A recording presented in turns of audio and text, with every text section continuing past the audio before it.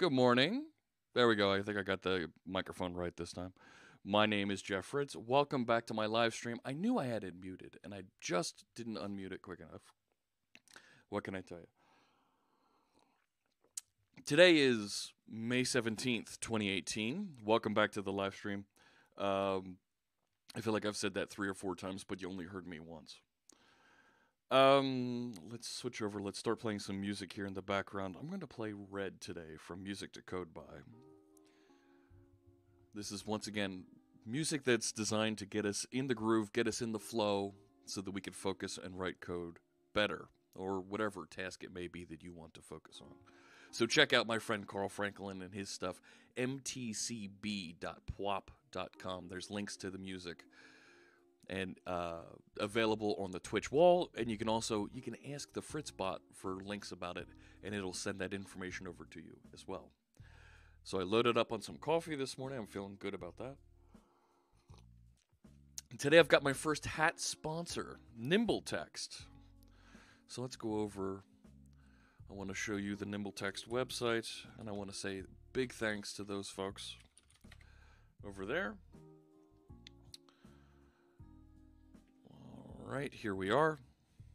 So NimbleText makes this neat app that you can use on your Windows machine to format text. If you've got a huge block of text, maybe you got a CSV file, you want to turn it into a SQL statement, no problem. Really easy to do, very simple to do, using some regular expression like patterns for it to fill in various values, and you can generate SQL statements. So easy to do. Friends of mine use this, including, yes, the boss uses it. But it's available for you to use free, completely free. So go ahead and check them out. I want to thank the folks at NimbleText, especially Leon, for sponsoring today's hat that I'm going to wear here on the stream for you. So go ahead and give NimbleText a check out. NimbleText.com runs great on your Windows machine and helps make text processing a heck of a lot easier. I can't tell you how many times I used to go into Excel and try and make things happen. This is drop dead simple to use.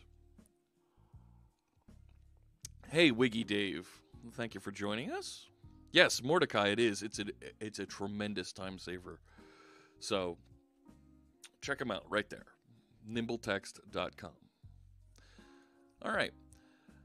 First thing I want to do is I want to show you a question that I received yesterday?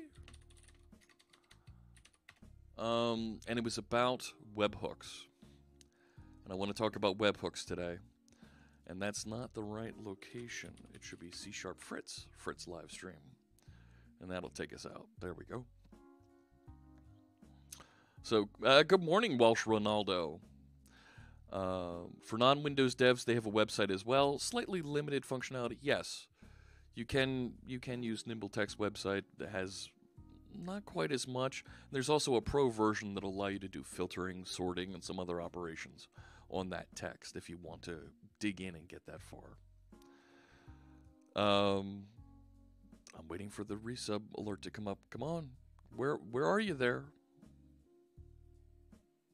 I'm not seeing my Stream Tools alert come through. There it was. Took a little bit to get through. Wiggy Dave, thanks so much for the resub. I really appreciate that, and we'll match that subscription and make that a donation over to our friends at Girl Develop It. I really appreciate your support, and I want to make sure that I reflect that in sending over our gratitude to our friends at Girl Develop It. Thank you so much. Oh gosh, before I get to the question I want to talk about today around webhooks, don't forget tomorrow is our C# workshop. So if you have some beginners that you know, if you have some folks, maybe you just want a refresher, I encourage you to tune in tomorrow, 10 a.m. Eastern, 7 a.m. Pacific, so our normal time that we get started here. 2 in the afternoon UTC, 8 p.m. IST, India Standard Time, if you're over there near Delhi, right? You'll be able to tune in at 8 p.m. I have 7 guests joining us throughout the day. Bill Wagner, Sarah Ford, Mads Torgerson, Steve Smith, Sarah Dukevich, Phil Japixie, and Imo Landworth. All throughout the day, they're each going to spend an hour with us. We're going to pair program together and walk through the various features of the C# language with Bill, Sarah, Mads, and Steve. I'm sorry, wrong Sarah. With this Sarah. Phil's going to teach us a little bit about patterns. So all the things that we're going to learn about C#, Phil's going to show us how to put that to good use and structure our applications well with good application design patterns. Sarah Ford is going to show us some amazing things that we need to know and we need to be aware of in order to use Git better. So if you're like me and you stumble a little bit around Git, Sarah Ford is going to help us out with that. And she was walking through her demos yesterday with me, and let me tell you, I picked up a couple things in there, and she is really excited to share that information with you tomorrow. And we're going to wrap up the day with Imo Landworth from the .NET Framework team. He's going to be talking to us about span of T and its other memory management friends. So it's a little bit more of a advanced topic, but it's something that's going to become very important going forward as we see .NET enter its next generation and see a significant performance improvement. Bruno, hey, it's great to see you there. Thanks so much for joining us this morning. Gosh, I feel like I haven't seen your name in the chat room for a while. Thank you so much for joining. Yes, Evandro, First Hat NimbleText.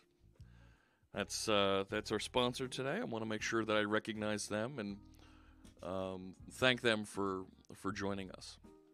So if your organization wants me to wear their hat, wants me to talk about their product, I'm more than happy to. There's information for how to get a hold of me here on the live stream repository. And I'm more than happy to work with folks to share information about their products and to help us grow our community. So, and of course, I always have a charity angle with all of this stuff that I'm doing here. So that's what's coming up tomorrow with the workshop. That's what's going on with the hat. I've only got one hat today here, Evandro. Ayemko, hello. Welcome. It's good to see you there in our chat room. So today I want to talk about a question that I received. I think it was yesterday I received it. And it was from Diego here. How do you create webhooks in ASP.NET Core? And Diego had seen this post, create a function triggered an Azure function triggered by a generic webhook, and was asking for a little bit of help about how to go through and work with webhooks using ASP.NET Core. Now, of course, this is May, and I'm continuing our May is for Macs promotion here. So I am working on my Mac. I am going to be doing all of this work on a Mac with ASP.NET Core. .NET Core, of course, works great on Windows, Mac, and Linux.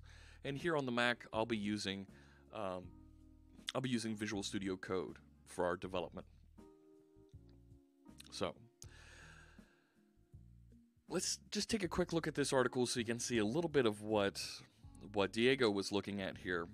So the idea was you create an Azure function, you have it hanging out there, and then you provision it with a little bit of information as far as a storage account, some other things that you want it to be configured with, right? The location, the resource group, the hosting plan, right? How much power do you need to give to this Azure function so that it runs?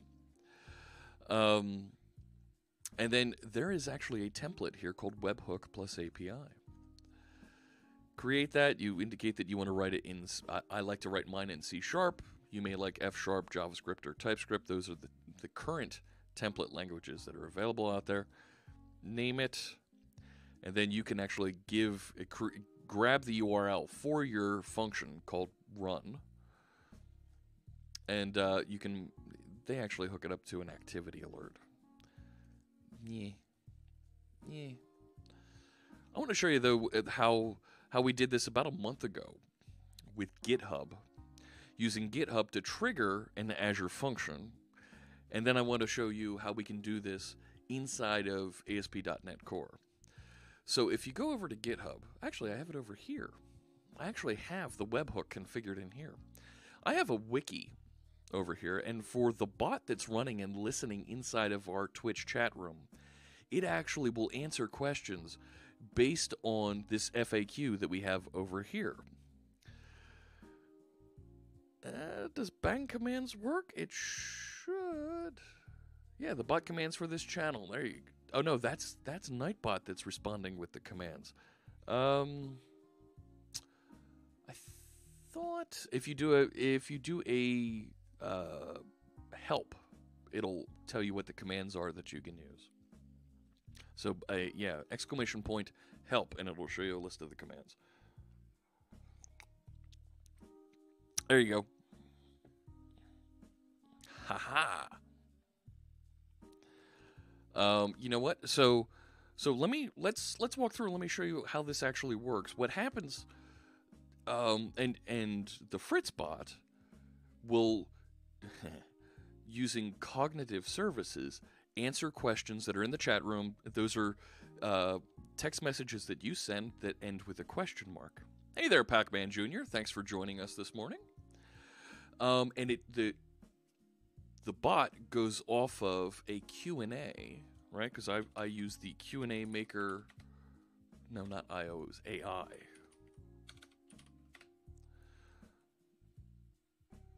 Right? It goes off of this Q&A maker website, which will build a knowledge base based on text that you feed into it. So I fed into it this FAQ. This isn't going to be too advanced, async await. I think we're going to be all right here. This actually, you're going to be surprised, async, that this isn't as much code as you might think. So the Q&A maker knows how to consume this, right? And that was simple. All I did, let me sign in here and I can show you exactly what the knowledge base looks like. Leon Full, thanks so much for the follow. I appreciate that. And good morning, Steve. It's great to see you. I'm glad that you're greeting our followers. And oh, thank you, Async Await. I appreciate the follow. And Steve, I think you might be busy today, Steve. It's okay. We're here for you. And I know that the Clippers aren't in the playoffs anymore. It's okay. I'm signed in with my other ID. That's okay. Let's create a knowledge base here, and I can show you what this looks like. So I can click to create a knowledge base, and what I did was I created a Q&A service, and it's going to go connect out to Azure and set up a couple things. Come on back to me over here at the Q&A maker. Back and forth. So it's going to allocate some space over there on Azure. We'll wait for the dashboard to finish loading. And then you set it up and tell it which subscription you're using, which Azure Active Directory, you name it, and here's where I populated it, right? So I specified here's the URL to load from, and that URL I told it to load from is here. It's this FAQ that I can update and modify here on GitHub. Not nimble tent, nimble text. Can you see? There's the X. Nimble text. Might look a little funny because I've got a little bit of reflection. Let's see, let's minimize this screen. Maybe we can get a little bit less white on this side. Maybe, oh look, I'm even running Outlook still. That's a bad idea.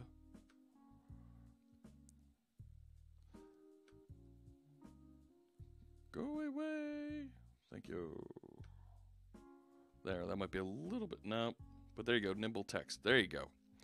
So, so this is allowing me to create Q&A over here, and I already have one over on my other Azure ID. But I populate it by just specifying the URL, and then there's a webhook that you can trigger. Not a webhook, I'm sorry. There's an API endpoint that you can trigger to tell it reload your knowledge base. So I haven't even done this one yet. Integrate Q&A maker with Lewis. We'll talk about that one later. It's not something we need to do today. But here it is under reference, API reference. And there we go.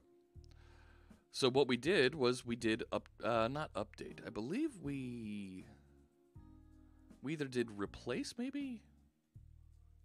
Doesn't matter. I'll show you the function. So this is just an API that you push into and you pass in the knowledge base ID. And how does the bot interface with it? So let me get to that side. The refresh of this, when I add a new entry here into my FAQ,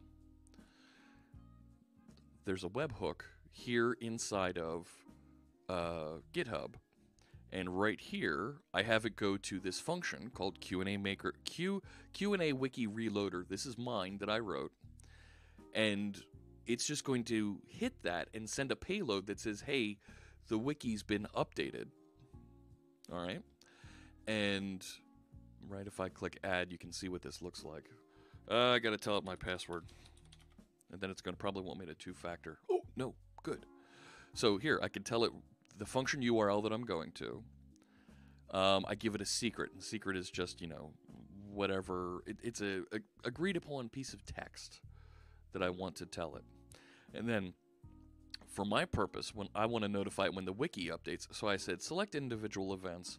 And I believe down here there was something around wiki. Where is it? There it is. Wiki page updated. Josh, thank you for the follow. I appreciate that. Love Nimble Text. That's great, Josh. Thanks so much for supporting them, because they supported us here today on the stream. So I have this webhook set to trigger whenever the wiki page is updated. So the webhook is it's an HTTP client, right? Just like your web browser, going in, making a request of some sort to a URL, right, to a web address. In this case, it's the web address that my Azure function lives at. And it's sending along information that, hey, the wiki was updated, right? It's triggering an event. It's raising an event to say, the wiki was updated. If you want to do something with that knowledge, go ahead. But I know you're interested in this, so here's that information. So inside of my Azure function, I just reach over and tell Q&A maker, hey, go reload. So let me actually go back to portalazure.com, and actually I'm going to want to do that.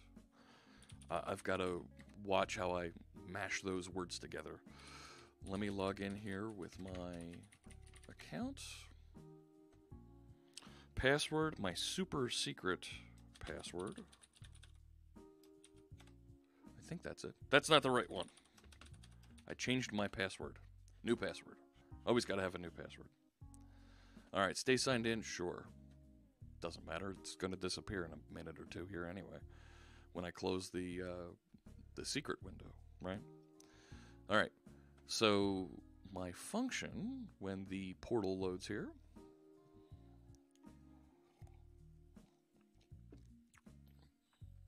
10:25 Eastern Time. Thank you. And let's see, where is it? I know it's here somewhere. Q&A Wiki Reloader. So you can see this is a function app. So, and functions are really cheap and easy to run because you only get charged each time they run. Just sitting there listening, they don't take up any. They don't cost anything. So here it is, reload. So my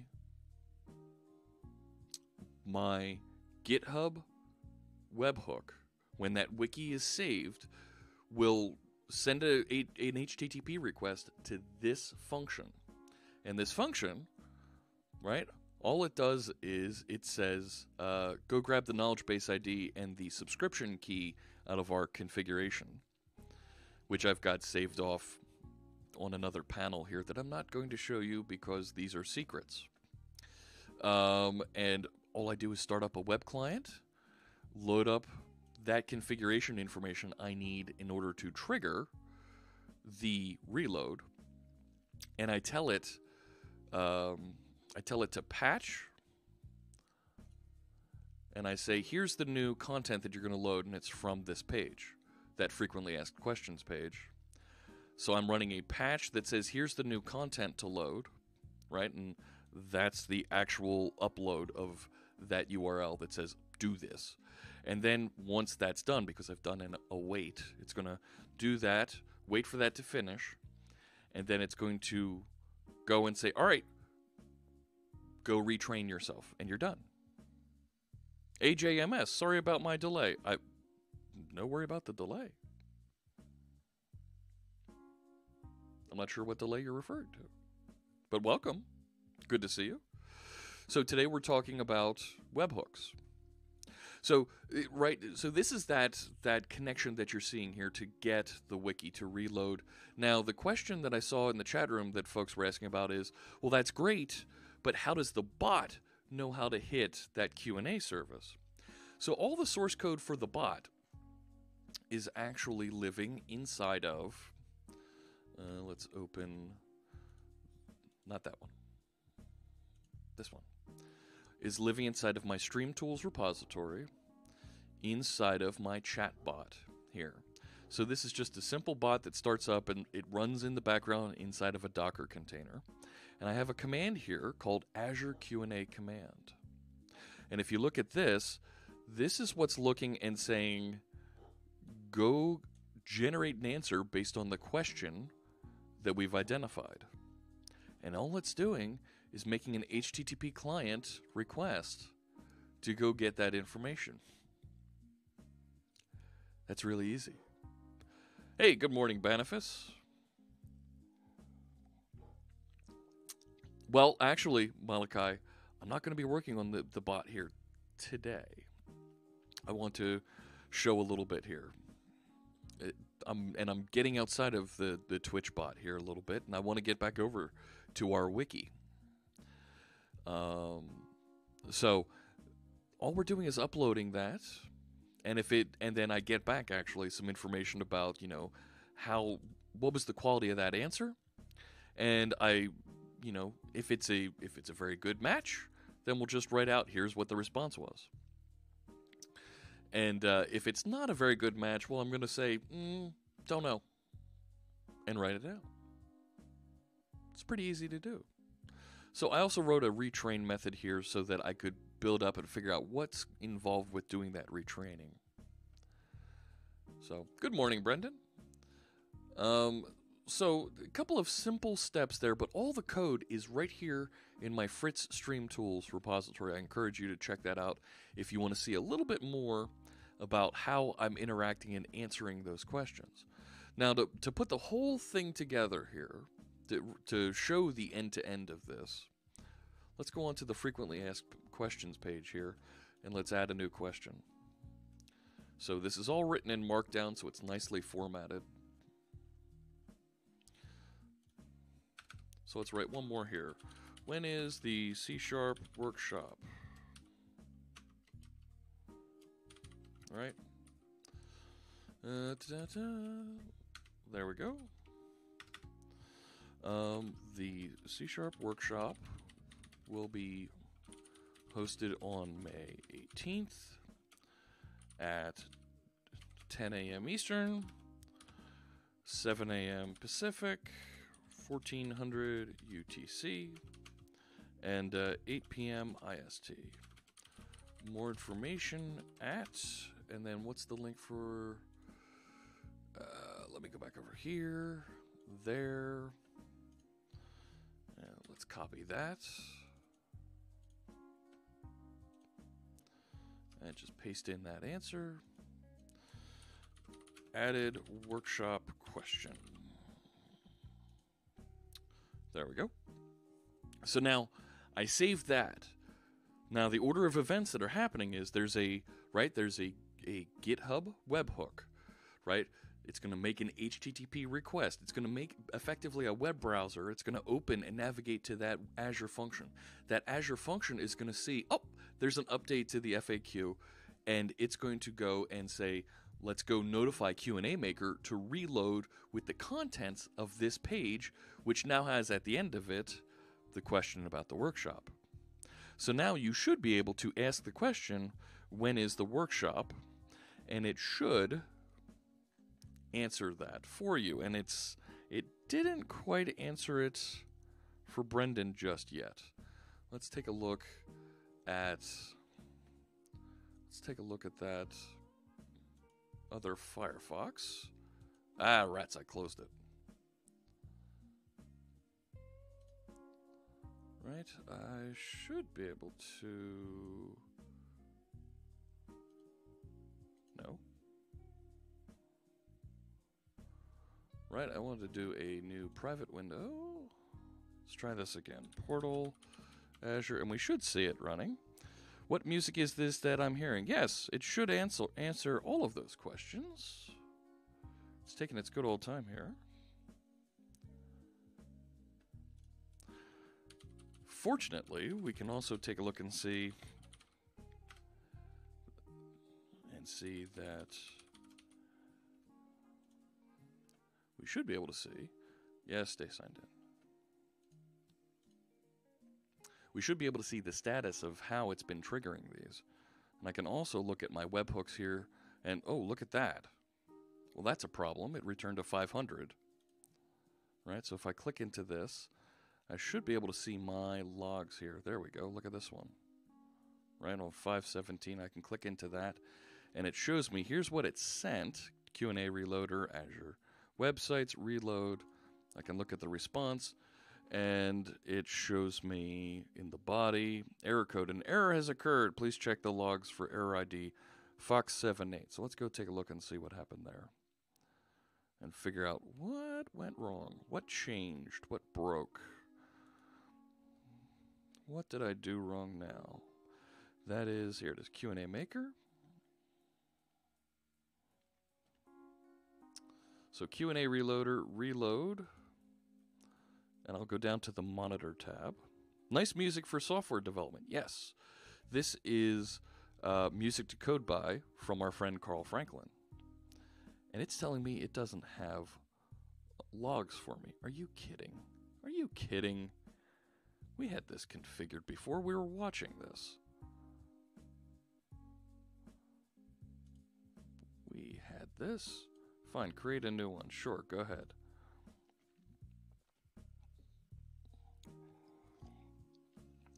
And then let's take a look and see what's going on here. Why it failed. Good, we have resources here. I just want the log. Your app is offline. No, I don't want that. All right, let's take a look at manage. And there's nothing here to see. Where did it go? Because we had a log for this. There we go, logs. Right, yeah, logs. That's what I want to see. Welcome, you're now connected to log streaming service. Okay. Let's run it, and let's see what happened. So you can actually trigger this to run whenever you want. Where'd it go? There was... I don't need to update it, I just want to rerun it. Let's go back here.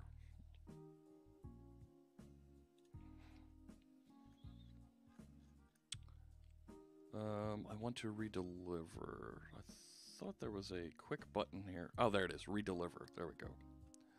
Yes, redeliver this payload. And now we're going to see what GitHub does. But while that's running, I should be able to go back over here to Azure. There we go. Functions reload. One or more errors occurred. The remote server returned an error unauthorized. Okay. This is good. So it looks like Q&A Maker has changed a little bit here. Async Awake asks, I'm unfamiliar with WebHooks. Is that a GitHub service? No. WebHooks is actually, it's a generic web technology that folks use to trigger some sort of a notification, an event notification, when something happens. But that notification is delivered using HTTP, our standard HTTP protocol that we use to connect out and post information, either through a web browser or using some sort of an automated piece of code, right, that we may have written. Webhooks just generically pulls that together as a notification mechanism. And I'm using it here to notify and rebuild my Q&A. Now this is telling me why I'm getting an unauthorized coming back from my Q&A Maker. So let's go back over to Q&A Maker.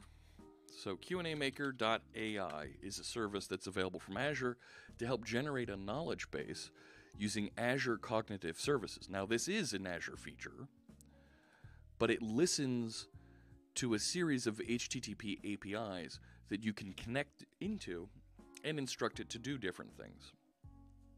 Q&A Maker is version 4.0 now, and I'm using V2.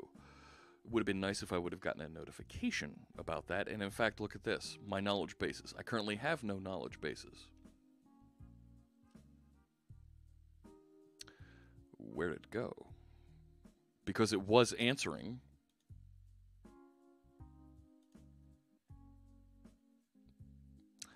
It was answering a while ago. Find your preview in the Q&A Maker preview portal and learn how to migrate them here. Well, that might explain a little bit of it. Johnny Most asks, how is webhook different from push notifications? So a push notification that you may receive, right? Let's to be clear, let's bring up what push notifications are, right? A push notification that you receive from Apple or from some other service like Twilio, right, is a notification that's sent typically to your mobile device that comes up as some sort of an alert at the top of your phone. Oh, look at that. You might receive that on your desktop, on your laptop, whatever, and that's okay, right? That's you're affecting the same type of thing, right? You're sending some sort of a notification to something that's listening on the other end for specific events, and then that triggers and does something appropriately. Very similar type of publish, subscribe architecture there. Sometimes you'll hear folks refer to it as pub sub, right? You have something that's publishing these notifications, and you have a bunch of folks out there listening and subscribing to receive those notifications. Push notification service from Apple. Google Play has one as well. Windows has one also that you can push notifications into Windows. Very similar in concept. WebHook is all formalized, very generic for pushing to HTTP endpoints. It doesn't have to be an operating system. It can be a website. It can be an application. Something that you're pushing to that HTTP endpoint that's listening, right? So I was using the preview model here, the preview of the Q&A maker. So it sure looks like I need to do an update. So let's walk through and do a Q&A update here. So it's saying select the knowledge base I want to migrate, clicking the edit icon, click on download knowledge base to download a TSV file, questions, answers, metadata, and data source names, and then go to the new Q&A, create an empty knowledge base, give your service a name, duplicate names are supported, and special characters are supported as well. Blah, blah, blah. Create. All right, let's walk through this and get our chatbot working again. Because right now, without this working, it's dumb. And I don't like dumb. Yeah. So let's fix it. All right, so I'm going to go in and pull down my preview knowledge base here. Go away. Thank you. Let me go back to the preview portal. I'll open this in a new tab. Blah, blah, blah, blah, blah. My services. Fantastic. There it is. So it said, let's do a download by clicking on the pencil. So I will click on the pencil and do a download. I clicked on the pencil. Doom, doom, doom, doom, boom, boom. Download knowledge base is what they said to do. Oh, come on now. That's fine. Show it. Yep, save that file. All right, so it's saved now. Question in the chat from Async Awake. What's the relationship between my webhooks and GitHub? Does GitHub host your webhooks? I just looked at different stuff. It just looked different from the stuff I do with GitHub, which is just store repos there. So, very good question, Async Awake. GitHub does just store your repositories there, right? And what they do, what you can do, if I go over to this, is they will set, you can have GitHub triggered notifications when various things happen inside of your repository, right? This is a way for you to automate processes when your source code changes, when issues are created, right? When branches are created, when a deployment happens, right? So this helps us automate various workflow that you may want to do based on source control or your project changing. Terrific. Cryptrix says this is a good example of the real-world friction we developers encounter every day. Amen, Cryptrix. You could not say it better. This is something that, you know what? My service is now down because I didn't receive a notification, or maybe I did and I didn't handle it, to indicate that Q&A Maker is out of preview and I need to migrate. So I downloaded my knowledge base here. So the next step it says to do here after you download is to go back over to Q&A Maker portal with my Azure credentials and click on Create New Service. All right, so let's do that. Create a knowledge base. Create a Q&A service. Let's walk through this.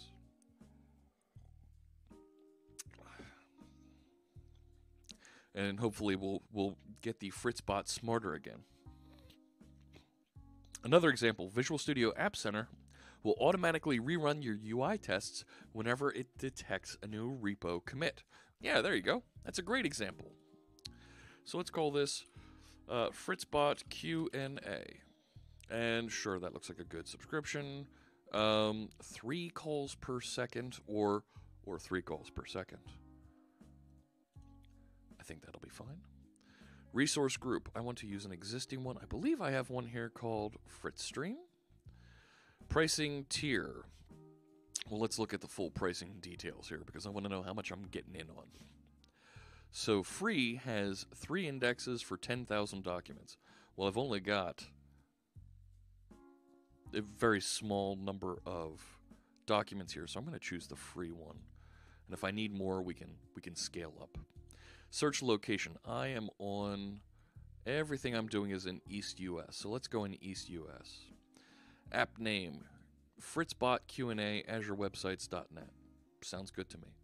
Website location, I thought we said East US. Doesn't. All right, we'll allocate one of those. App Insights, sure, enable that. Yeah, whatever. And pin it to the dashboard. Go ahead and create it. All right. Is that Avid? Wow, dude. Avid listener music. Oh, wow. Okay, avid listener to music. Haha, I got it. I got the leet speak in your name there. That's great.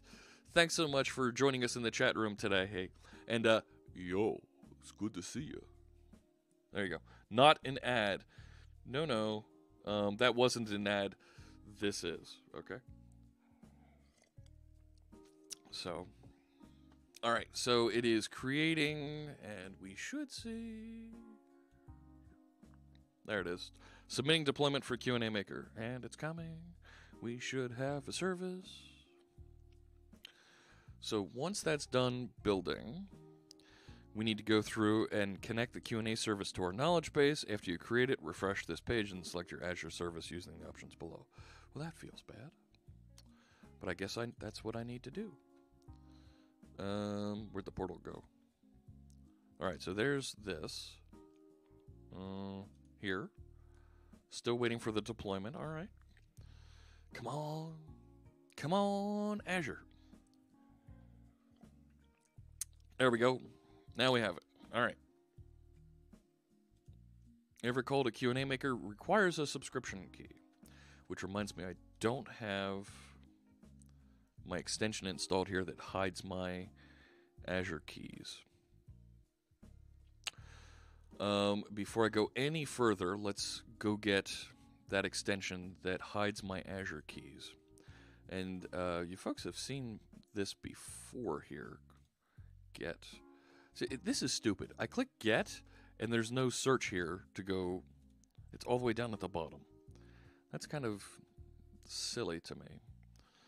And what's it called? It's I have it here in my Windows Firefox. Let me see, where'd it go? Where'd it go?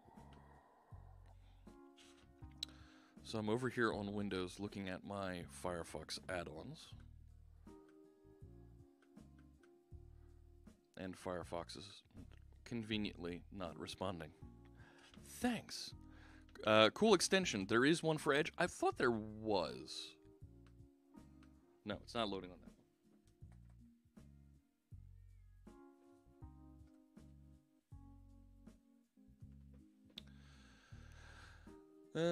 And there is a way. Oh, they're finally opened. Let's see here. It is. No, that's not it. No.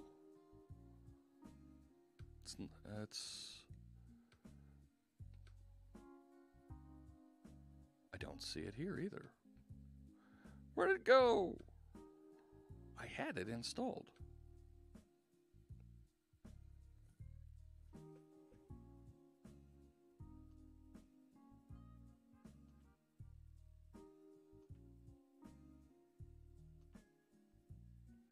There it is. It's called Azure Mask.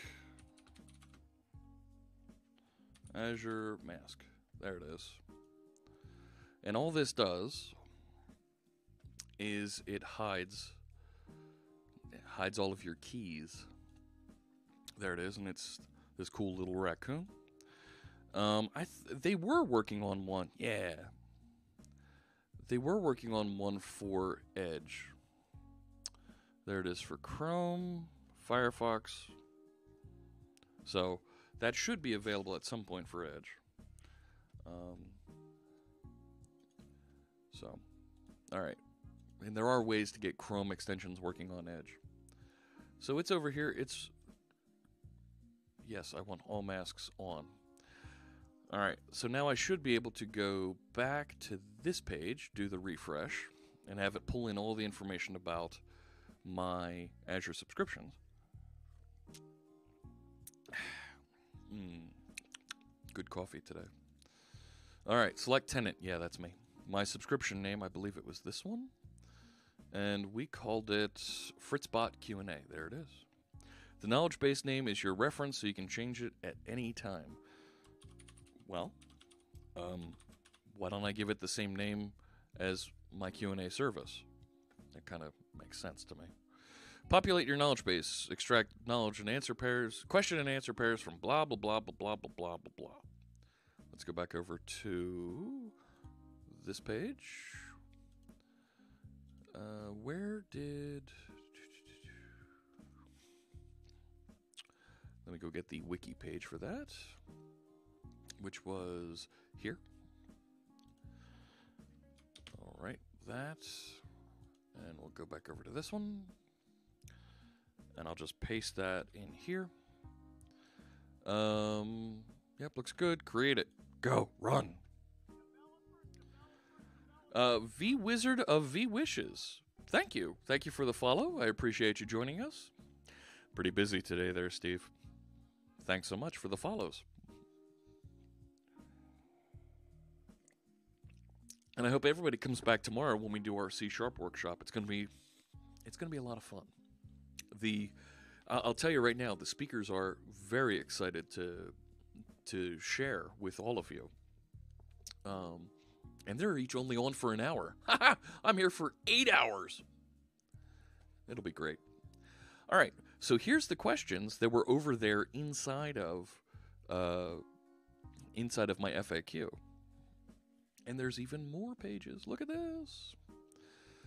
When is the C# workshop? So there's our last question. So it looks good. I'm going to click Save and Train. I never really paid much attention to how sweaty Steve is in that animation. Oh, yes. Steve's quite sweaty. All right. Service has never been deployed. We should do this.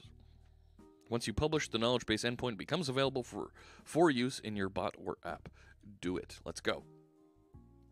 And then I'm going to have to change my subscription, my key, and my endpoint out on Azure so it uses this appropriately.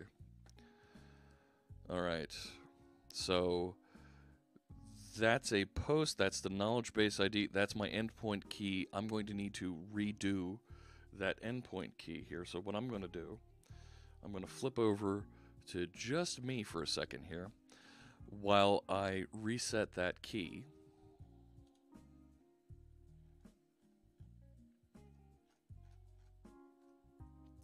It should let me reset the key.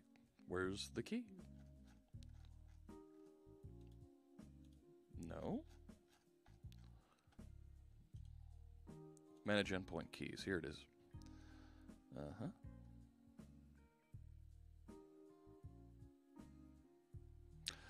It's telling me I don't have any services. How'd that work?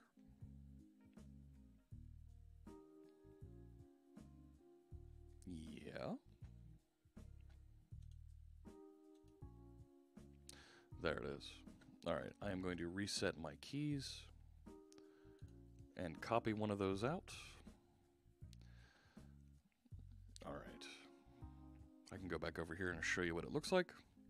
So fritzbotqa.azurewebsites.net is my endpoint. It's no longer that other preview location. You're right. Pac-Man Jr. Secret stuff and streaming don't always go well, but you know what? I think we've got it handling here nicely. So I'm just going to reset those, and I'll copy out one of these keys, and I'm going to change my endpoint to this location here. So I'm going to go back to my my Azure function here, and my URI base is not West US API Cognitive blah blah blah blah blah blah blah. I believe, right? It's now not that location, right? We're off of that. We're out of that. Don't need that anymore. It's now this, I believe, right? Let's go back to our documentation. Just make sure. So, right, this is, I have to finish wiring up to make that last API call here. So I'm doing not a patch, but I'm to refresh the endpoint keys, but a patch to update the knowledge base. And I am going back to West US API Cognitive, and my knowledge base ID. Where's my knowledge base ID? It should tell me what my knowledge base ID is here somewhere, right? So I have my key. Let me go back to knowledge bases.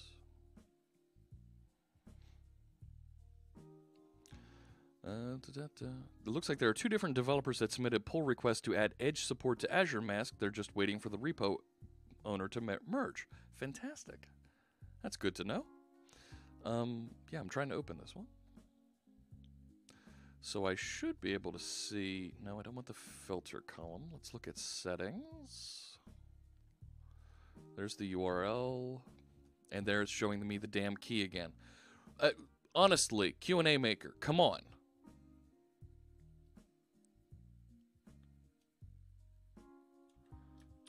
That's sad.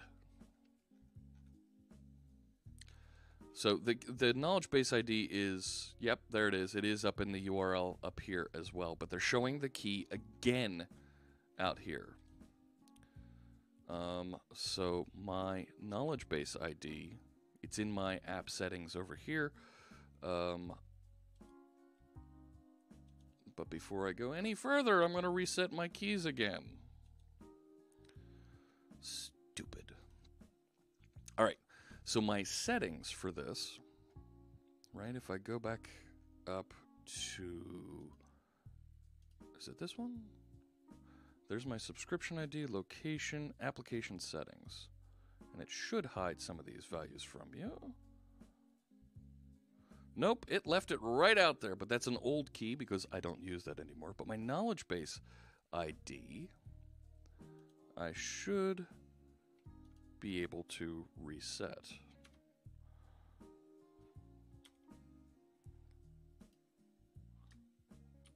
There we go. And my subscription key, well, let me go back over here, and I will paste that in as my endpoint key from over here. All right.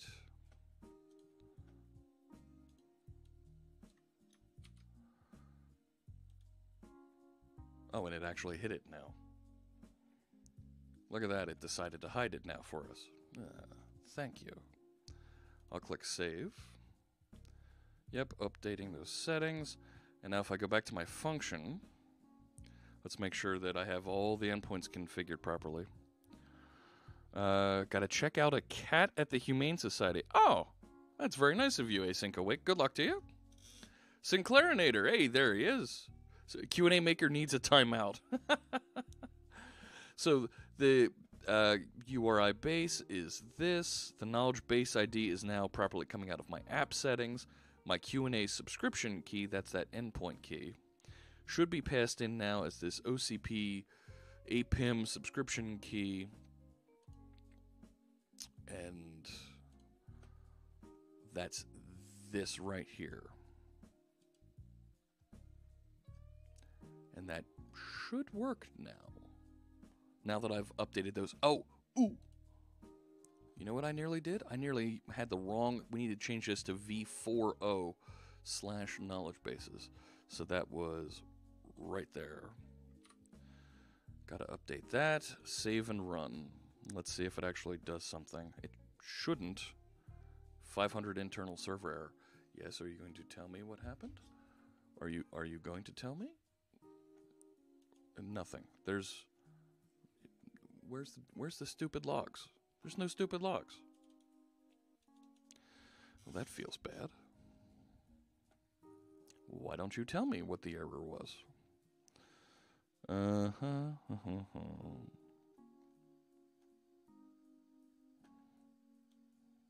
or more errors. The remote server returned a 401 unauthorized. That was just a few minutes ago. It's still returning unauthorized. So I have a new knowledge base ID. right? It's West US API Cognitive, Microsoft.com, Q&A Maker v4.0. Yeah.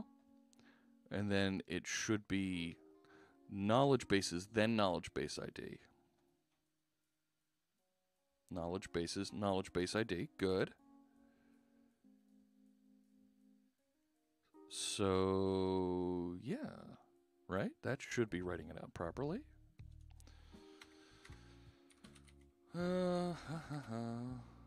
Really, no suggestions? Come on now.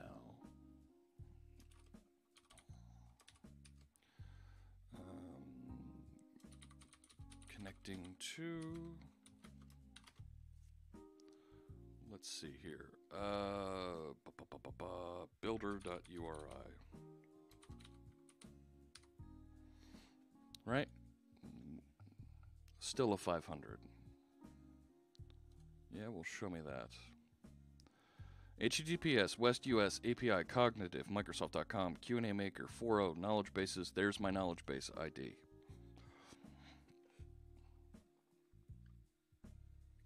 So I changed it to the 4.0 endpoint.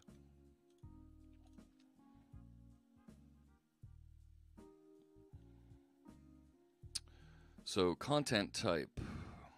Yeah. That's optional, but the OCP APIM subscription key found in your cognitive services accounts. Huh?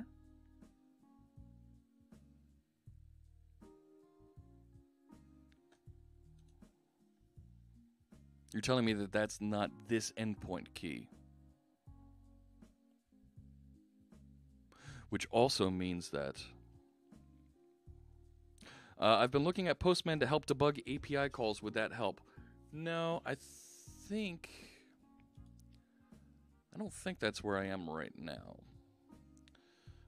If it's related to OCP, you should get 401 unauthorized. Yeah, I think I need to be pulling the key from here and not that other one. So this, there we go, look at that. So I think I should be pulling this key, not the other one. So let's go back up to this. So Q&A subscription key that I have keyed in here.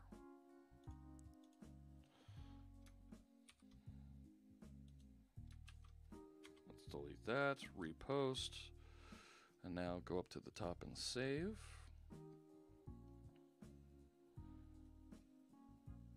And there we go, good.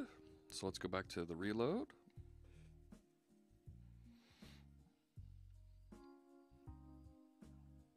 And there is code here, I promise. We just saw it. And Firefox has taken a powder. There it is. All right. Run this again. Let's see what happens. Still a 500 internal server error. This is weird, having to click that so I can see the error here. Okay. One or more errors. Remote server returned a 400 bad request. Okay. So we're getting there now. So the post request, the OCP APIM subscription key.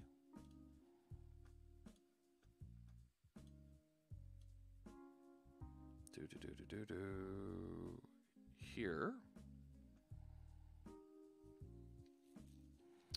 Okay, that's fine. So, I mean, we're getting past that. I'm not doing an add. I want to do URLs and then pass the URL that I wanted to reload. Right, so add. So it should be, it looks like add curly brace and then URLs. The lack of... Yeah, go away. So add URLs, and then there's the URL. So it's returning a 400, is what it said.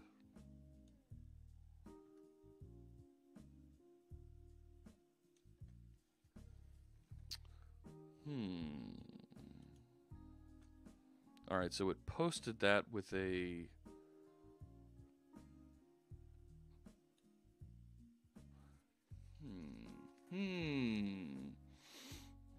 Interesting. Did I miss anything good? You're right. Azure Mask is working very good. We're trying to reconnect to the production version of Q&A Maker here, and it's not behaving nicely. So I have a feeling that I'm going to need to take a look at the response of this and log out some information in order to get a little bit more debug, so I know what's going on here. Come on. Okay, so let's call this var response equals. Now, response is going to be a, of course, there's no suggestions. Upload string task async returns. I thought it returned. Wow, the lack of IntelliSense here is annoying. All right, let's open another. And let's look that up so we can get exactly what it's returning. It's returning just a string?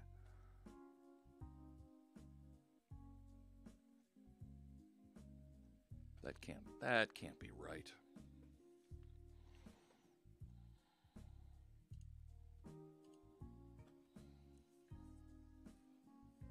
And which one is it failing on?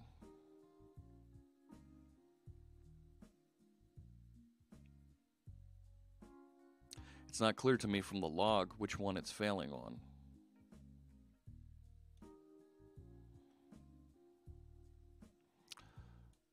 The line above says response string. Right. So it's receiving a string back. But what's in that? Let's log it.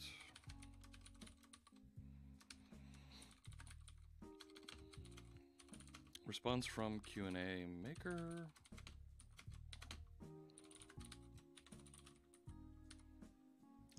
And let's try that, see what it says. So we're throwing a 500.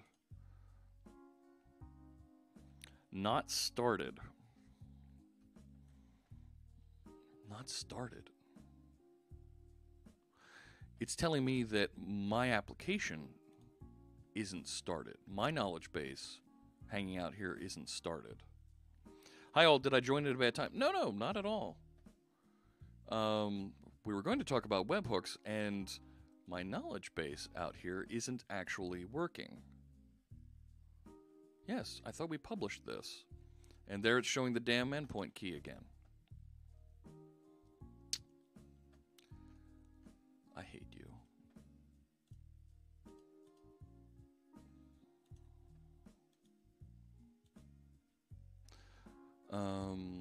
I really am annoyed by these folks.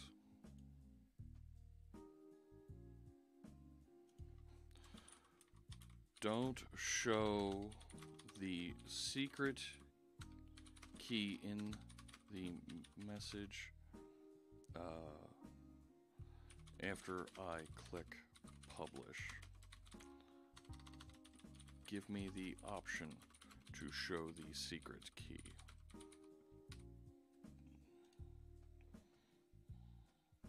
No, go away. Does publishing the service affected by resetting key? No. Nope. Okay, so the knowledge base is out there, and it's telling me that it's not actually running. That can't be. So I wish I could open a new window side by side here with this. So nope, holding down control click doesn't work. Thank you, Azure. So it said it published over here somewhere, and I don't see it. Fritz, right? It was like Fritzbot Q&A. There it is. There's the cognitive services. There's the app service.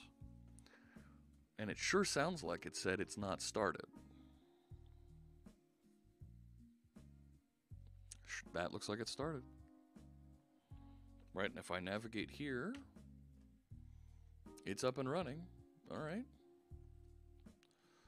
Tried to republish off screen. Let me come back to that. You might be onto something, but let me come back to that. I'm going to pin this. Let me also grab the cognitive service.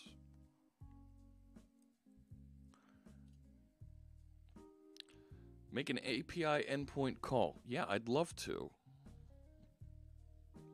This is also going to affect how my bot is running inside the. Yeah, my bot's not connecting to the right location now. Yeah, I know what that is. Real-time API usage. Yes, please show me. What time will we be starting tomorrow? Same time we started today. 10 a.m. Eastern, 7 Pacific, 1400 UTC, 8 p.m. India Standard Time. Start by selecting a resource above. I want this one. Not that one. Not that one. Thank you.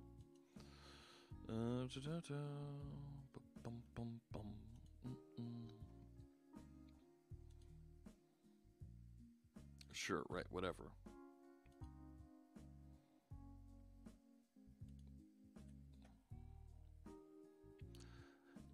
Holy crow, just show me something here. Come on.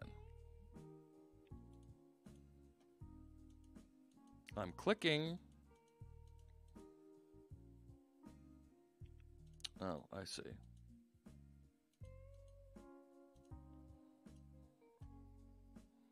Nothing so far. A couple here. 76 calls? What the heck is it doing? All right. So that sure looks like it started, and it looks like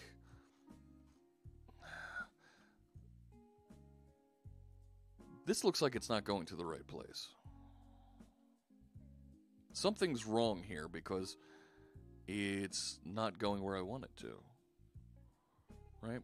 So let's click in here. Let me get that knowledge base ID.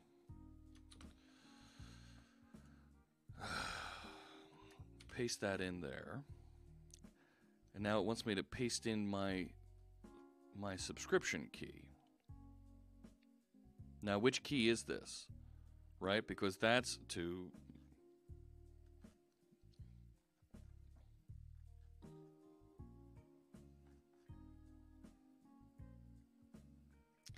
So if that is my cognitive services key,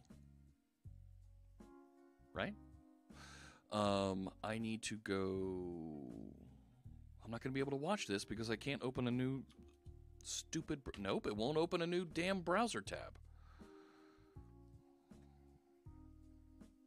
I mean, I need to do multiple things inside of Azure at once, and you can't. So I will copy that key. And I realize you'll be able to see just a smidge of it here in the window. And I'm okay. Oh, that's even better. Thank you. I don't need to add any other headers. That's fine. That's fine. Yes, yes. HTTP request. Please tell me it didn't show. Okay. I don't want all this crap. What I do want... Can I modify this?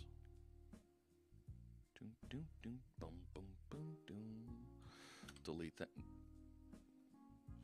You're kidding. I clicked delete and it didn't allow me to do it. I thought I was in the editor. Yeah, I tried opening 2 tabs in the portal and it wouldn't. I tried holding down command and click to open and it didn't. Alright, so I'll paste that back in again. And we'll copy this. Paste that there. Okay. Oh, so I have this list. All right, so let's clear that out. And I'll go back over here. I'm going to go all the way back to my function. And let's go find reload. There it is. There we go. And I've just got this very fixed block here. I'll copy that. Actually, I don't need this tab anymore. All right.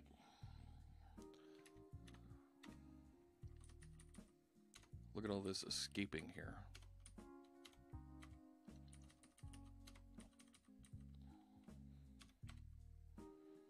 All right. All the way to the end. Get rid of that.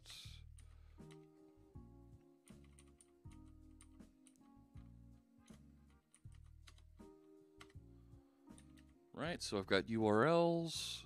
I've got my ad. Looks good. Send.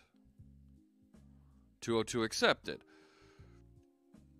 But it returned with this not started.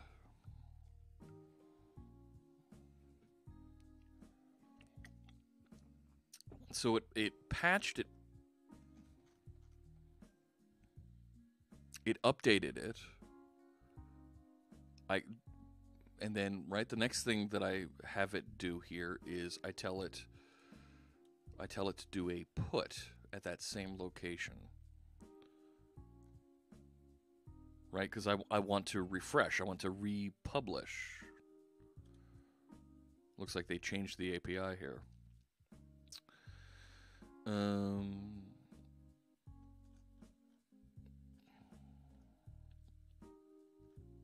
Yeah, so put right now does a replace knowledge base.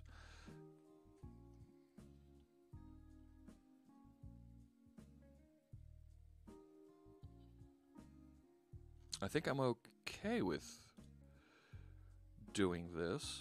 So my knowledge base ID is don't forget that. Okay. There it is. And my subscription key. Oh, I gotta go find the damn subscription key again. All right, it's here, there, and it's showing again. Thanks.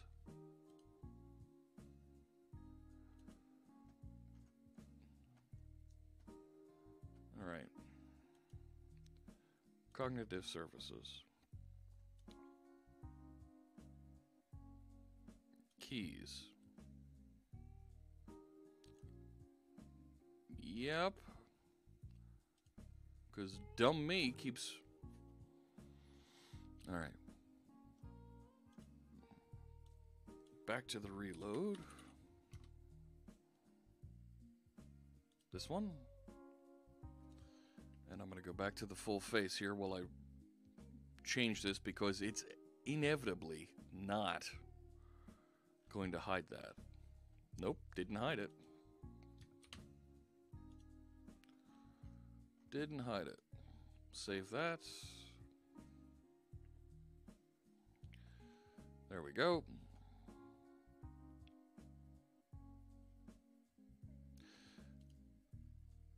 And I can paste that in here as well. Request body.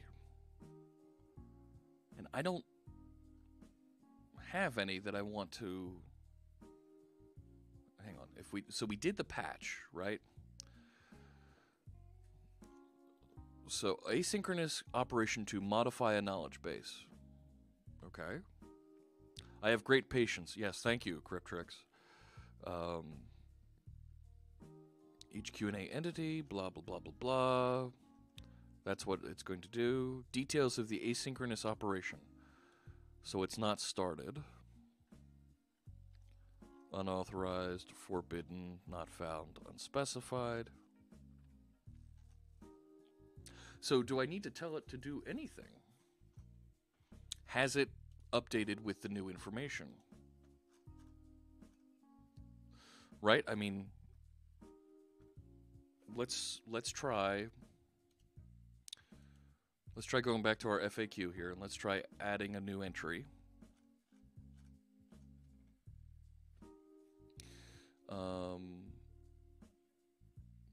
hang on, before I do a new entry, let's make sure that the function, the Azure function, is going to hit it appropriately, because I don't think I need to do that last bit if I'm understanding this properly. Come on, come on, come on, come on, come on.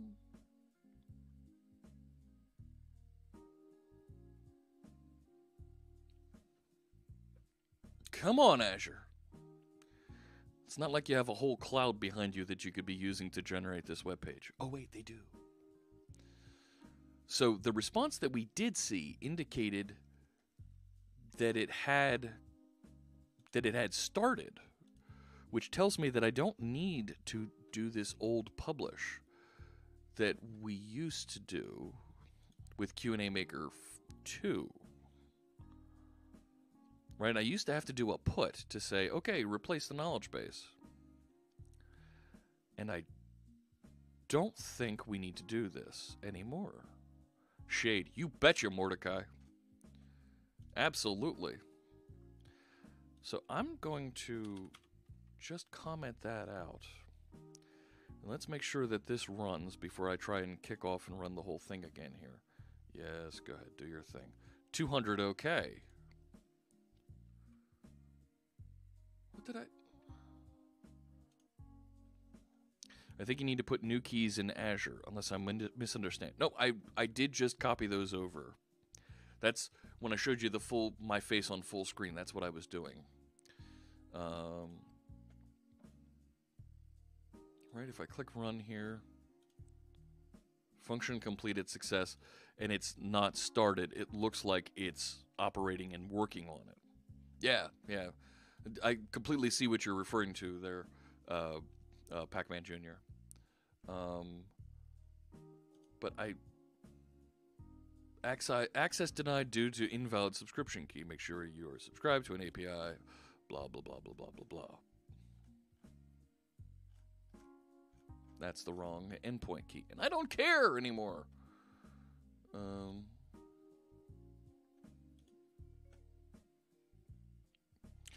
Yeah, I clicked edit. I want to edit the definition of this knowledge base.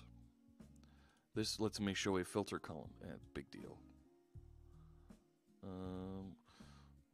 Let me go back to here. It's not on my endpoint keys. But what it's telling me is that because I regenerated those keys, yes.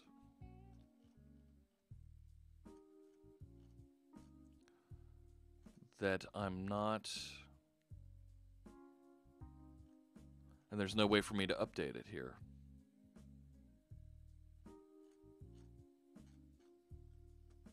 Right, if I try and do this. Access denied due to invalid subscription key. Right. Now, they're calling it subscription key, but it's not a subscription key.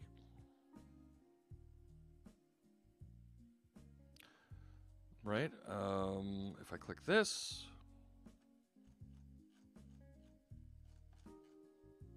I don't want to add a Q&A pair. And it's... And if I click publish here, it's going to show me my damn endpoint keys again and again and again.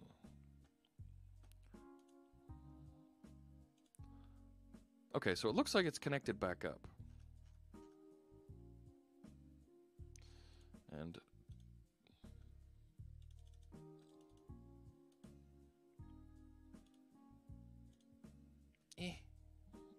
I don't know what these do anymore because you don't use the endpoint keys. You use the subscription keys to interact with it. Two kinds of keys, subscription keys and endpoint keys. Yeah. Use the Q&A endpoint in my bot. All right, fine.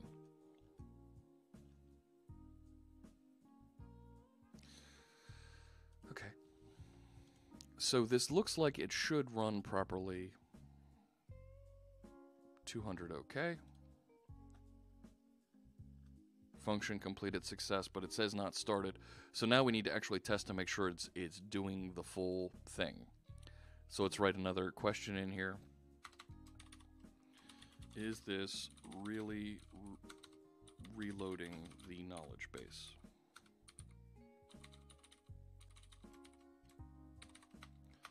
I think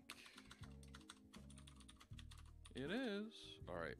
So when I save this, the GitHub webhook will trigger push a notification over to the Azure function. The Azure function should trigger a notification to go over to Q&A Maker and have it reload with the new question. And we should see that message in all of those places. So I'm going to look here at the real time. And it processed the request. Here's the new request that it received. So now I should be able to go over to Q&A Maker, look at my knowledge bases, go back into Fritzbot Q&A, and if we go to the end, we should see our new question. Because it should load it, but it said it's loading it asynchronously.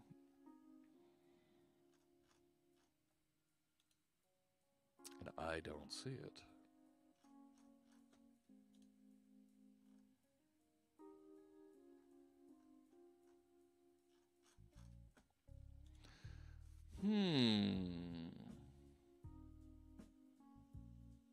Real-time logs. Nice. That's pretty cool. It is. It's very cool. I don't know why. I don't know why it's not actually starting the update. Right? So what I've done is I've done the patch to update. So let's read the documentation here again. Asynchronous operation to modify a knowledge base. Okay. The post body using metadata. Metadata, add additional information as key value pairs. Information can be used in various ways, blah, blah, blah, blah, blah. We're not doing any of that. Before we see an example of how to use it, I don't care. All right. Source, questions, and here's the answer that supports it. But I'm telling it to load from this URL. And it says that it hasn't been started yet. Created timestamp, last action timestamp, user ID, operation ID. Great. Where can I... Yes, Pac-Man Jr. Where do I see the status of this? Right? Get operation details. Get details of a specific long operation ID. Fine. Show me. And now I got to provide that damn subscription ID again.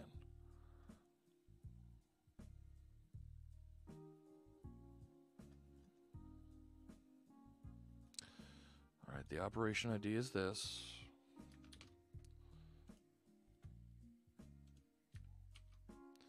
I got to find that subscription ID again.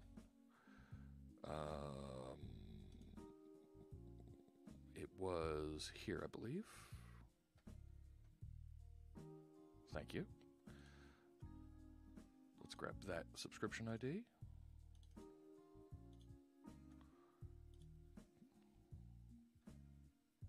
$200 OK. Succeeded. Really? Did you? Because I don't see the question in my list over here.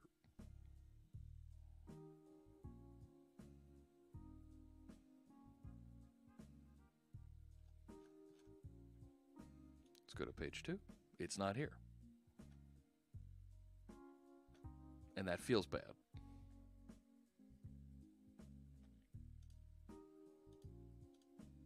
I mean, it says it did it. I made a 200 OK, operation state succeeded, resource location, knowledge bases, blah, blah, blah, blah, blah.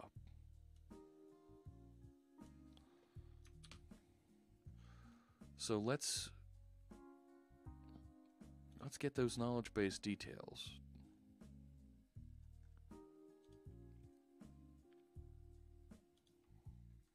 I'll paste in my subscription ID. I will go grab the knowledge base ID. I mean, the API is telling me it's there. Is the website just not up to date? Let's see what it says.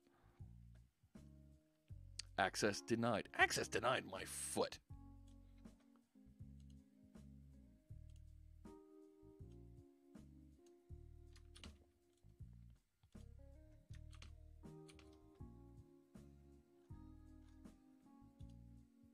Still access denied. All right, now you're making me feel bad.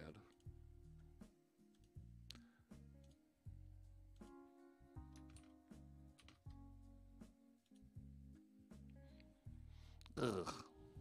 All right. So there it is. URLs and no sources. And it was last changed about 5 minutes ago. Yeah, I did paste the wrong subscription key. You're right.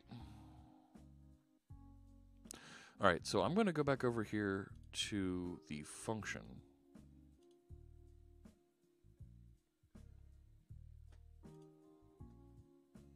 Right? I'm going to run the function here.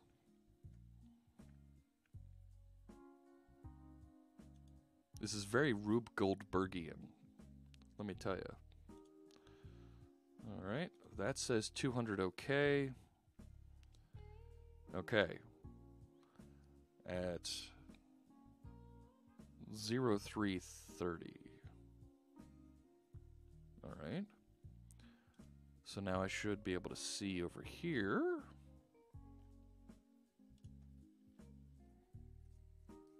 It was updated. Last changed just now. So if I go back over to this and reload,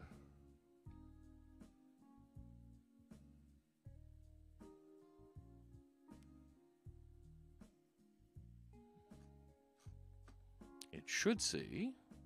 No, it doesn't see the new question.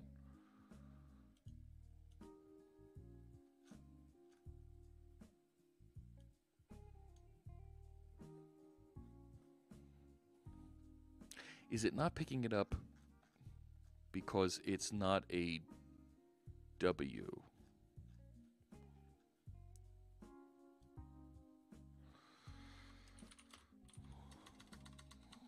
What reloads the bot knowledge base? It's a strange collection of webhooks, Azure functions, spit, gum,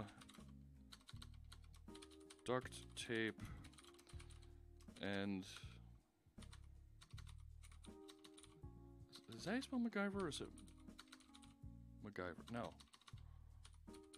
MacGyver's Swiss Army knife. All right. Try this again.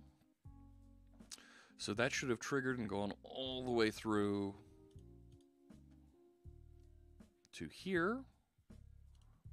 I'm going to tempt fate. And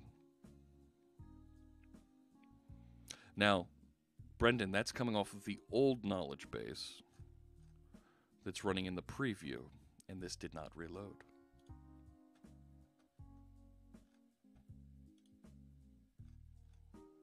Right? It says it reloaded at 33. That's just now. It last changed, last published. Oh, look at that. Look at that. 1523. So it changed, but it wasn't published. Which tells me I need to do this one.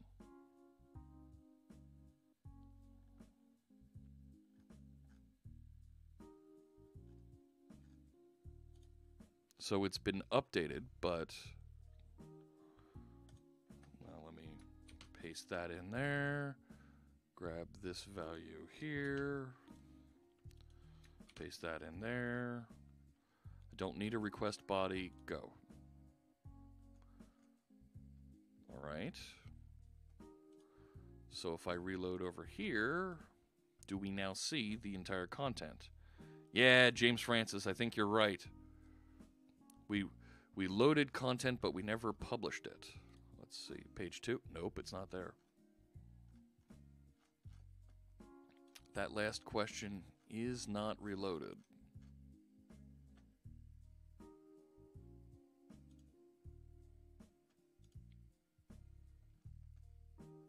What if I just tell it to do that?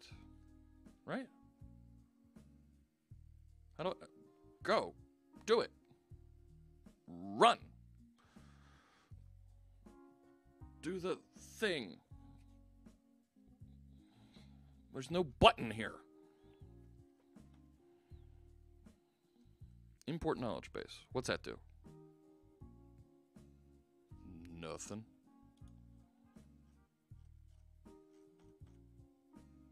I mean, I clicked the button. Now what?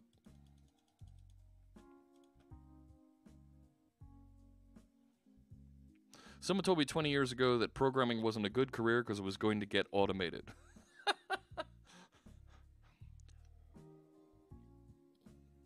Something like that. And does it have my new questions now? Okay, it does now. All right, so let's delete that question. I'm going to delete another question or two here. Right? I'm going to delete a few questions. Why not? Because I can. Now let me go over to this and tell it run.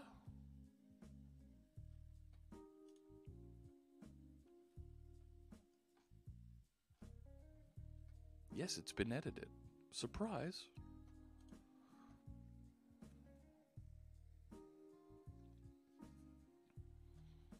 And we should start to see our new questions here, right?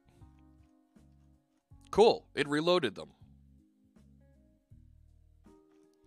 Right? I went through and deleted a bunch.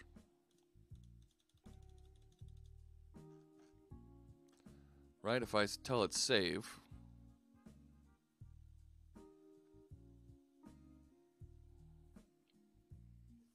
All right. So it doesn't, it's only got one page of video of stuff here. Let's delete a bunch more. Right? Save. Just to make sure.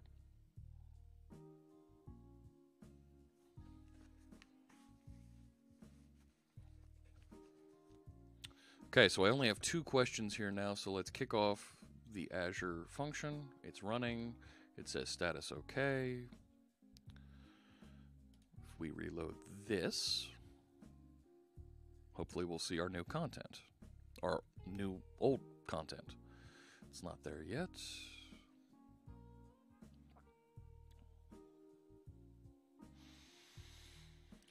Still not there.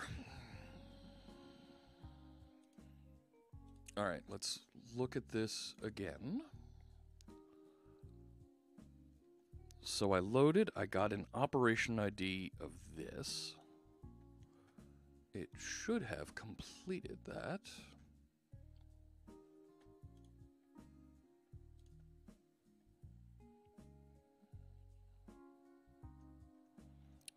Let's take a look at get operation details. I wonder if I go back enough if it'll... Nope. I was going to say if it'll remember the subscription ID so I don't have to go find it again. Yeah, when I deleted the first time I didn't hit save. You're right, Pac-Man Jr. Alright. So this is clearly hitting it, and it's doing a reload, and it's coming back and saying at 03:37 was the last action.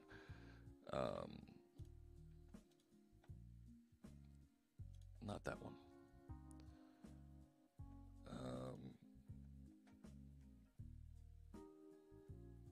So I should be able to... Right, there's my knowledge base ID. Let me go get the subscription ID again.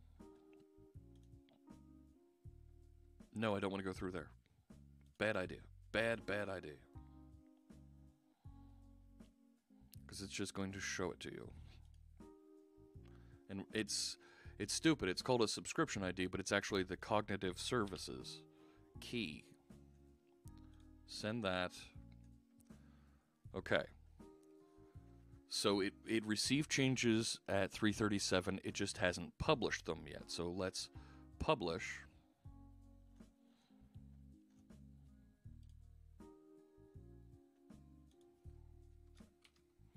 So there's my key. And here comes my knowledge base ID.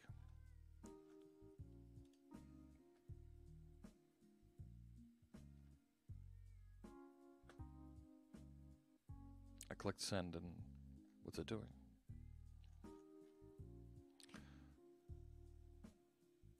Okay, that looks like it did something. Let's reload over here and see if it has our new questions. In which case we know what's changed. We need to... Nope. Nope, it's not publish. So, alright, hang on. Let's think this through, because now I'm really... I'm doing a patch to update knowledge base. Do I want to really do a put and replace the knowledge base?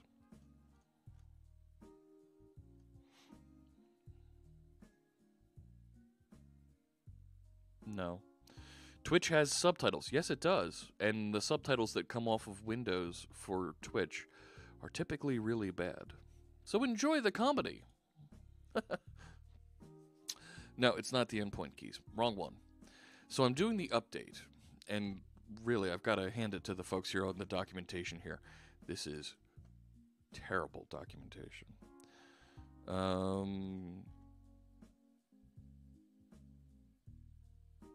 Okay, so it's updating that information. And where does it go at that point? I want to train at that point, right? I've updated, and I ran into this problem when we first loaded this. Do I have any idea what this means? That's what I'm trying to figure out here. Right, so in C#, I add that, I do the URI, and it submits the request.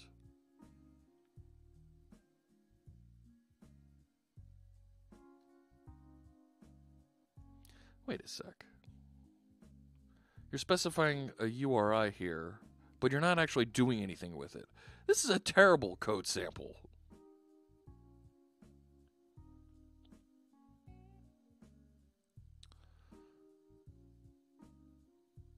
This is a really bad code sample. Oh my gosh.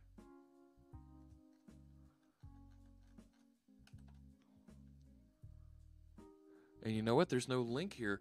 Any of our Apex friends are out there watching. I'm looking for Scott, Addy, who do have influence over some of these docs. We need to talk to some of these folks, because this is really bad.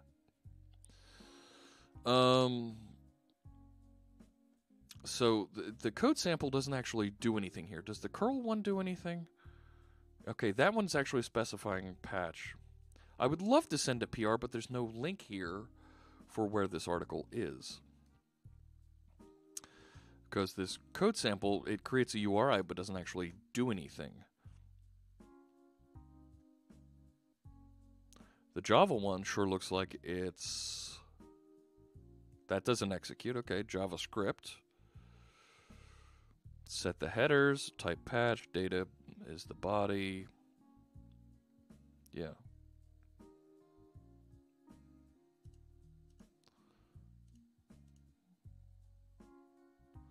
But this one for C#, this is just sad. It specifies a URI and doesn't actually do anything. It ends. It doesn't actually, I mean, it calls make request, it defines the client, it sets headers, and that's it. Yeah, contact Microsoft support. Thanks so much there, James Francis. I laugh because I know I can reach the folks who own this much easier than going through the other folks. So publish isn't actually doing anything. Patch isn't actually doing anything either.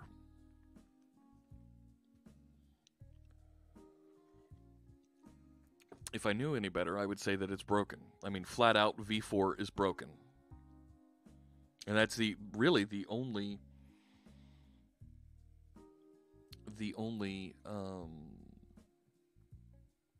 conclusion that I can reach here, because looking at these APIs, I mean, if I want to do a post to create a knowledge base, yeah, this will create a new one. I specify the URLs and what to do. I don't want to delete. I don't want to download. I don't want to get. And endpoint keys is right now worthless to me.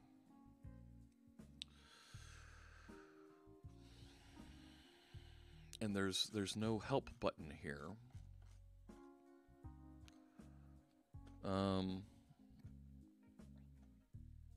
Right. Okay. So let's do the update from the testing console here, and let's push this back through again.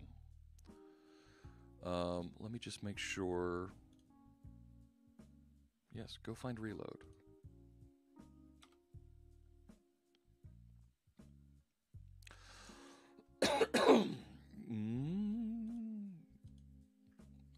Q&A reloader. This one.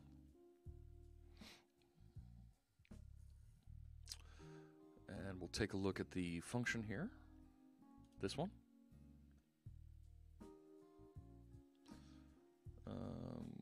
That's fine.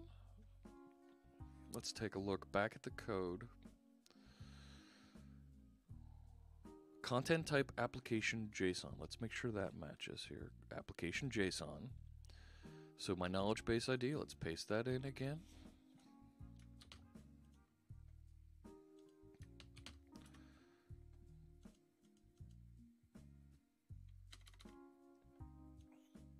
Good, no spaces around that. And I'm going to jump out here to the application settings to go get that. Which is right here.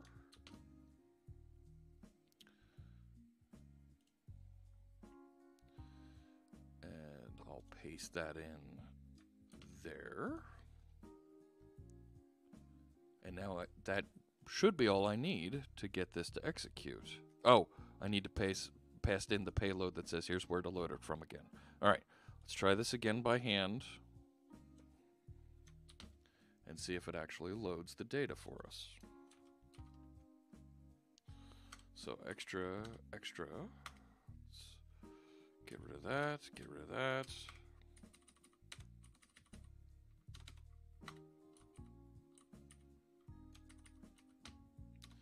Okay, that's fine. All right, so that looks legit. Send it. Okay, response accepted, not started. If I refresh over here, do we see the data?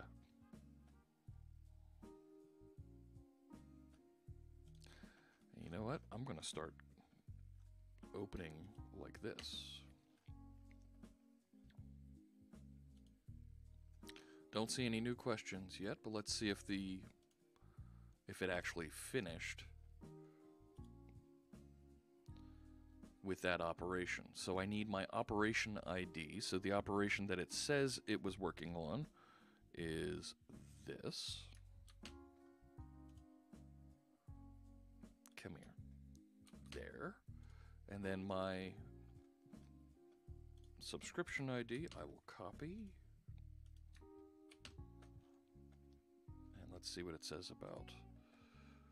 All right, access denied. You turkey.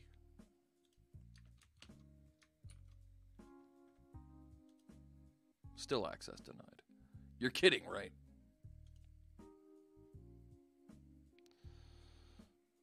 One second here.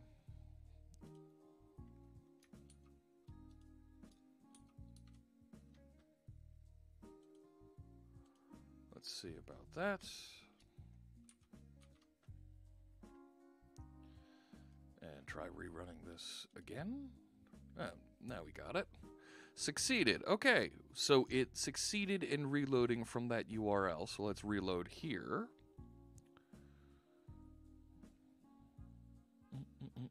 And no, it did not reload it.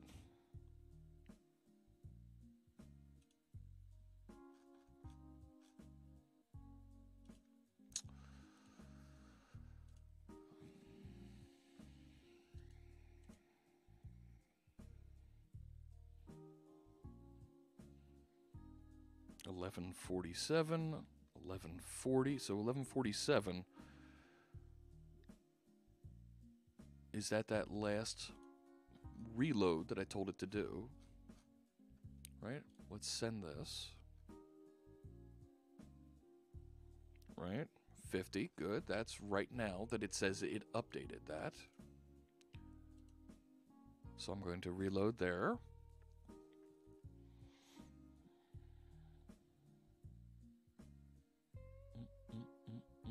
So it says that it was modified. Let's click into it. The data is not there. But this save and train button is doing something else that it's not clear to me it's doing for us, right? When I do the update knowledge base action.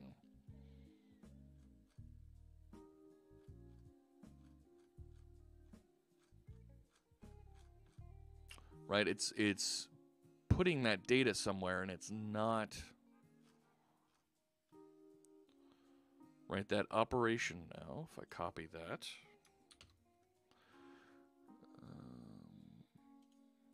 What do you mean by filtering? Right, if I tell it what happened with that operation, it succeeded. So it's done.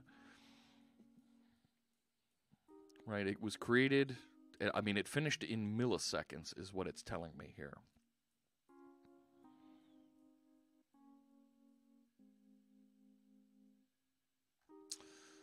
But it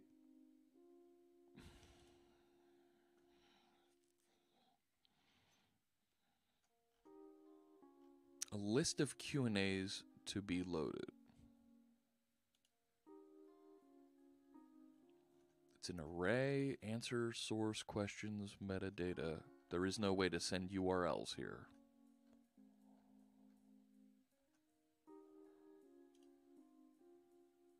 That replaces the knowledge base contents. Update, asynchronous to modify the knowledge base.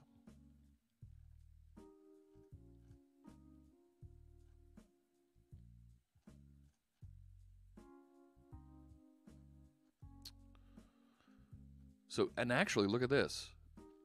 So add, I'm doing add and then URLs. Do I want to do update with URLs?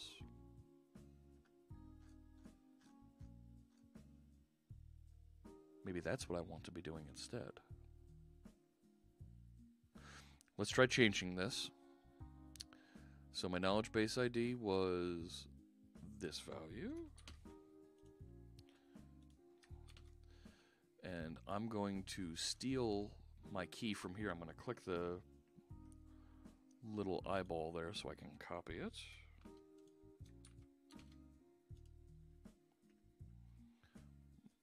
All right, I have that, so I'll paste that in here. So maybe in my request body, instead of saying add, we change this to say update. So here's my current command that I'm passing in. That wasn't it. Oh, give me strength. I'm going to reload my...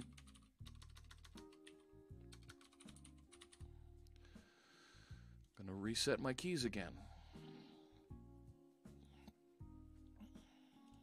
Over here.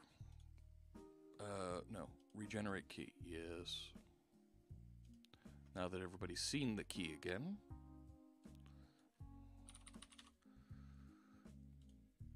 Not the application insights. I want the actual function.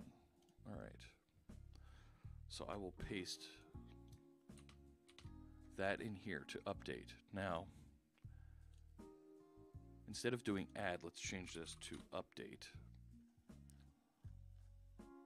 Send. Okay. So that looks like it's doing something.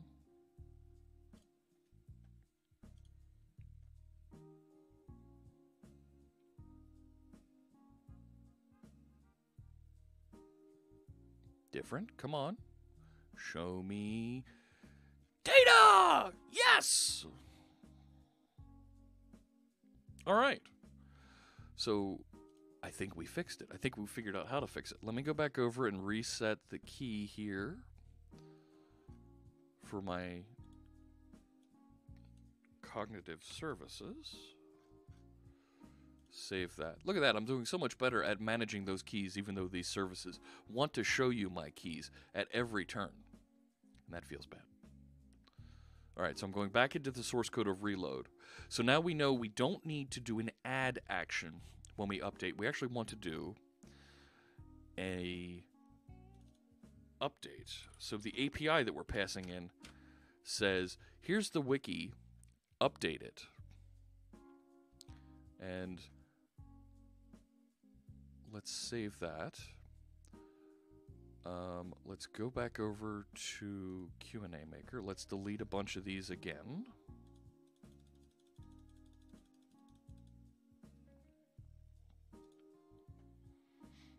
Right, save and train, let it do its thing there.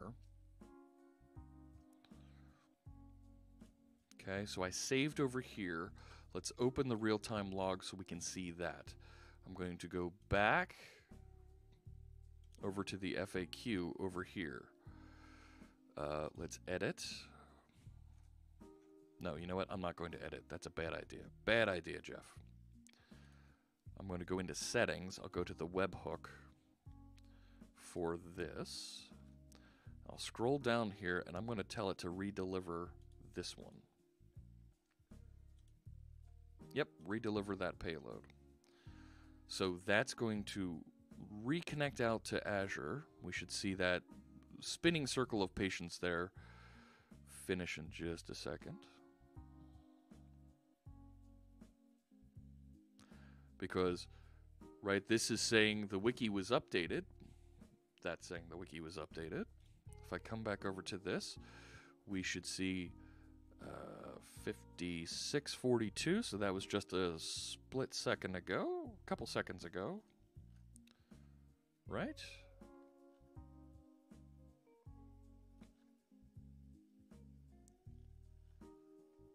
Am I right? Is that the right one?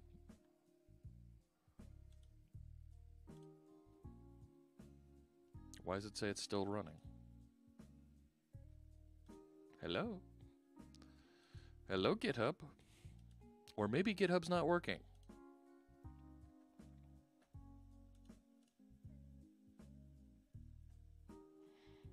All right, redeliver. Yes.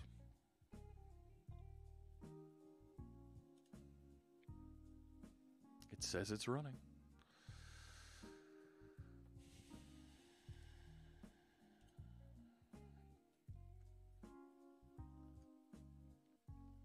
There we go. Function completed. All right, good. So it ran, right? Because it was showing me, yeah. So that ran. So now if I come back over to this and I reload here, I should see content again.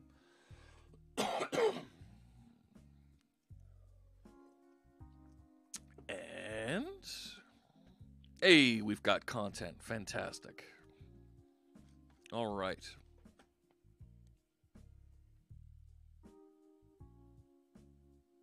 So that updated it. I think I also need to republish. And publish was that last API here. This one. So publish, we need to do a post to that with the knowledge base ID and the subscription key. So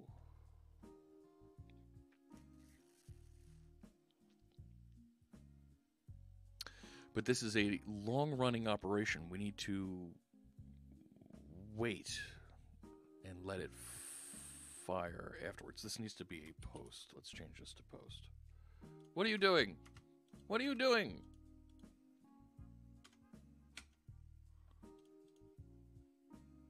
Stop it.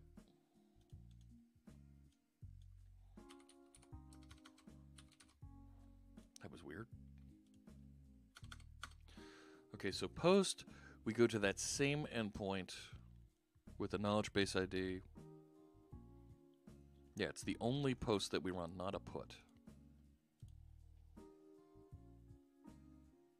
Yeah.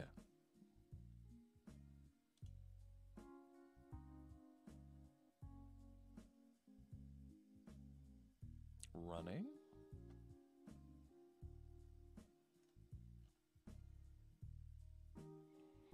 Why is it running so long? There we go, 200 OK.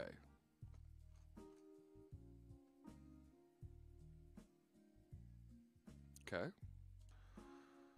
So that tells me that it's published and it's available and it's out there.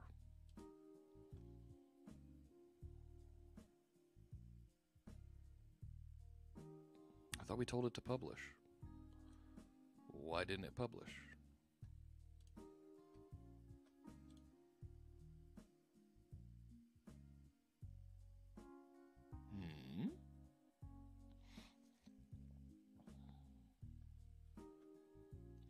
Looks like it's still running with that cancel sitting there. Right? That looks good.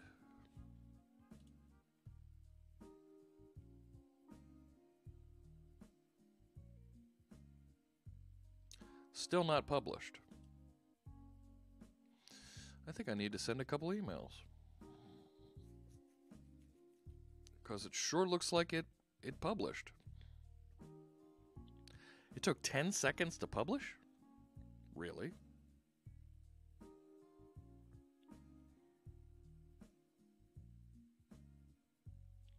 If it took 10 seconds, why don't I see that it was published? You know? That feels weird.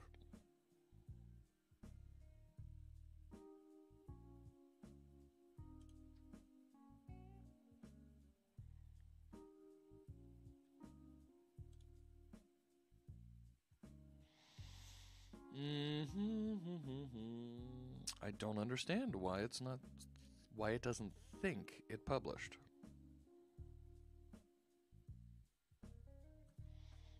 Right? Is there an operation that we need to run in between?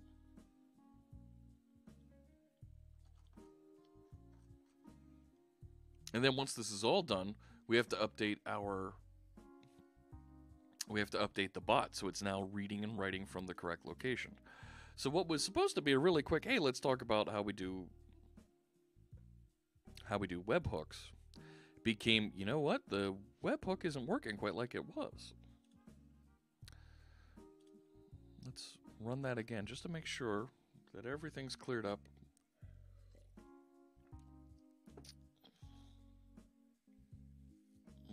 Let's see here. Come on. 200 OK. So it took a half a second to do the publish. Did it actually publish? And there it's showing them.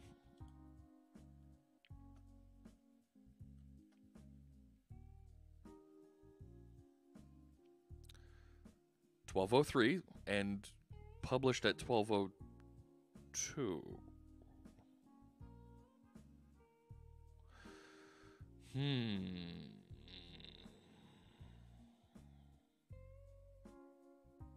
So here's what I'm wondering.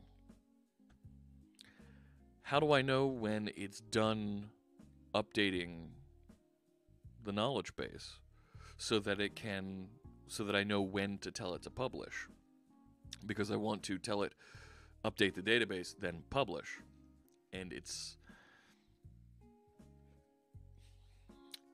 not clear to me how exactly that's happening. Let's see here.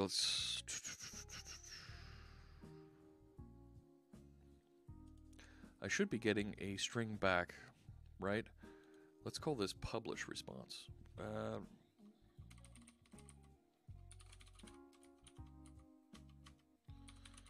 Log.info response from publish action.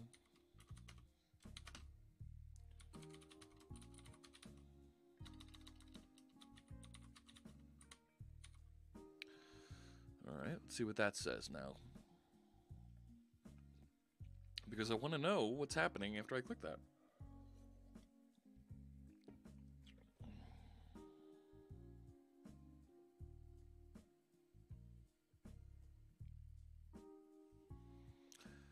And where's my log? No response.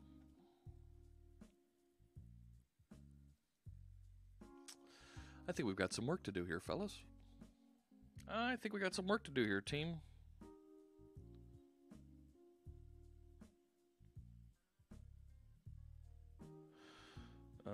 All right. Here's what I'm going to do. I'm going to contact some folks and see what we can do to get some help with this.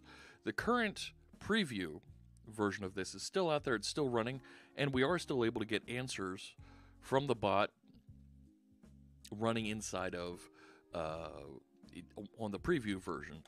The published version here still isn't working quite right for me, and I think we're going to need to do some work to figure out what's going on. So I think I need to wrap up there today. I hope you join me tomorrow. We'll be doing our C# workshop. 8 hours, lots of great stuff. There's a link to the event here on the Twitch channel. I'm going to get some help figure out what we can do for the next steps here, because this isn't quite doing what I want. And I know there's folks out there that we can reach out to and get some help on this.